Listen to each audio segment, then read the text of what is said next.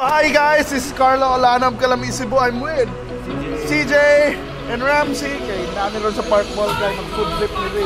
Taghan ikatlian. This Parkmall is one of my favorite malls. Kung kaon lang ang imong iapas. Tao. So, bay, kadungog mo na? Ano? Kadungog ka? Uy, Jingle man siguro na sa Parkmall. Oo, bago na Jingle din na. Oo, wala magkuhan nun eh. Lingaw kayo pa na naon mo eh. Oo, ka-LSS. Kasayuhon ko ba eh. Wala kasumbahon ko ano ba eh. Pusa kami kung maghimo ang version na ito ano ba eh. Ito, ano? Ito, sukul ka sige. Oo, sige ba? Sige, sige.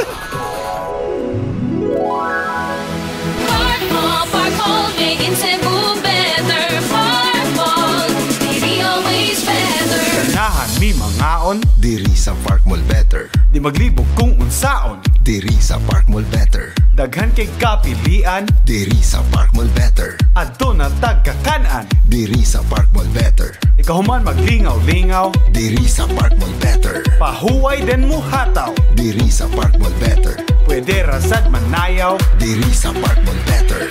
Ali na chill na ta, oy asa pa man ka. Parkmall, sa guwapo o guwapa. Parkmall, sa leksyon amigo miga. Parkmall, sa lahat ng barkada. Parkmall, sa tibuong pamilya.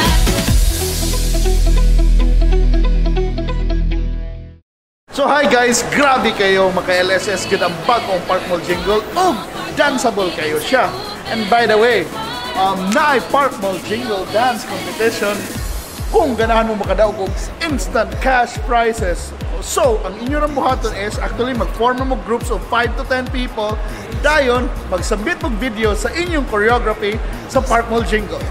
Kaya ang top 5 finalists will be guaranteed of cash prizes. So, kung hiling mo manayaw, appeal na sa Parkmall Jingle Dance Competition.